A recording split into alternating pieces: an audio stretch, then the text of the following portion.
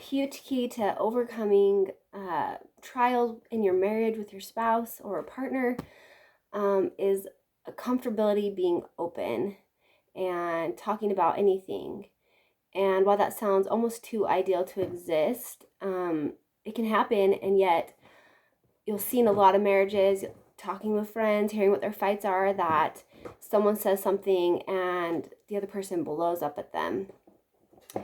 And being comfortable talking about our own flaws or what our spouse sees as a flaw or what our spouse just doesn't like that we do or whatnot is often a huge initiator for these blow-ups that end up just feeling like they do more damage than good.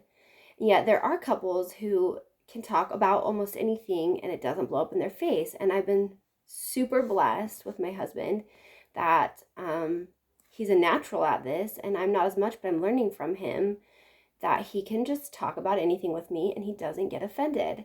So this is a key thing to learn how to do, because if you're always getting offended, if you're always getting mad, then these conversations don't go anywhere, which then you don't actually work on anything, you don't heal, and if anything, you do more damage.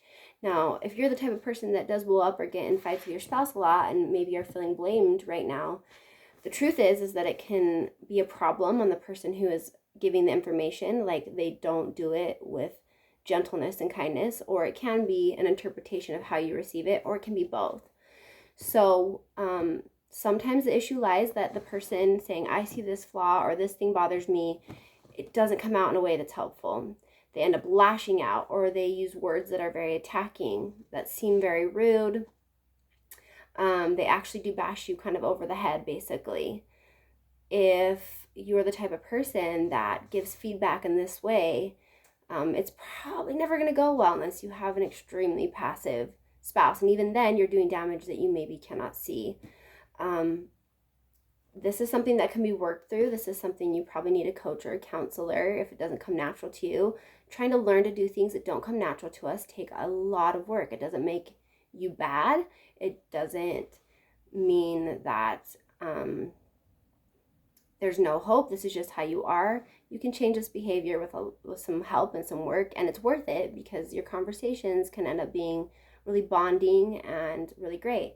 However, maybe you're the person that even if someone walks on glass and tries to tell you something so gently and nicely, you interpret it different than you said. Have you ever had maybe your spouse or partner often say, that's not what I said, and you say, well, that's how it feels? Well, that's a sign that you're willing to interpret somebody's words harsher than it is for whatever reason. You want to hear that they're saying you're bad, you're awful, and that's not what they're trying to say. They're just trying to talk about their feelings, their concerns. This may come from learning it in your childhood, to seeing how your parents responded to things. It may come from triggers of things in the past where people did make you feel like you were bad or awful, and now you trigger easily to think that, and you put it up as a defense mechanism that feeling bad and awful doesn't help propel us to be better, and that's the truth. And so you're thinking, this really isn't helpful, this is hurtful, so I don't need to hear it. Putting up these walls, getting mad, not being able to listen, not be able to take it, obviously again means that you're going to miss out on having a closeness, and on having conversations that are very bonding, very healing, and make it so that you guys can work through anything. So if you're this person that triggers maybe a little too easily, then again, you probably need some coaching, some counseling. Again, you're not bad. This comes probably from a lifetime of experience and some neurological wiring, DNA, just so much goes into it. But the good news is, again, there's always hope to learn and be better.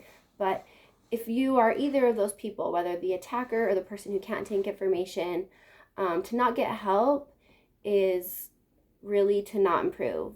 And to not improve means you're stuck in what you're doing. And if you're watching my video, you probably are the type of person wanting to learn something and not be stuck in what you're doing. We have to have some humility. We have to let down some pride. And we have to work on things and hear things we don't always want to hear, and hear them with love, though, and be willing to say, hey, this isn't an attack. This is hope. This is me working towards a better future with my spouse. The last type of personality is interesting, though, that I've seen can cause issues where people don't actually end up working through things, and that is that both sides are passive and both sides don't want to hurt each other, and so they just avoid conflict altogether and don't talk about things at all because they think, oh, that will hurt the other person. While this may seem like the peaceful route, often there are feelings bottled up. You know, you hear of these people ending up dropping divorce papers at their spouse one day and their spouse didn't even see it coming because they never talked through things. Or things bottle up and they do explode and it's just like everything all at once. It's a floodgate that nobody can handle. Or it's just continuous hurt, like they just feel hurt and awful all the time. Depression, maybe even some really negative behaviors stem from all these things that they aren't talking about. Again, if we're not talking about things, we aren't getting better. It's honestly just not healthy. So if you recognize that you or your spouse are both that type, like too passive, again, get some coaching, get some counseling, find someone who's the right fit, who works well with you guys. Not every counselor is a good fit. A lot of times people will try counseling or coaching and they don't feel like they're getting anywhere, and then they see it doesn't work. They say, it doesn't work, I don't want to go back. And in all reality, you just need to find someone that fits. And that can be a journey too.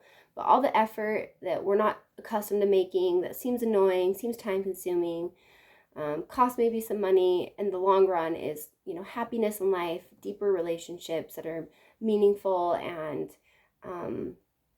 that's not easy to come by. Sometimes we think, let's just end this relationship and find something that is just naturally flows better. Well, truth is, your issues will follow you into that relationship too. And if you think that someone's going to magically make you better and it's going to be all better, it's not. So it's great to just work on it now while you can, and it's worth it.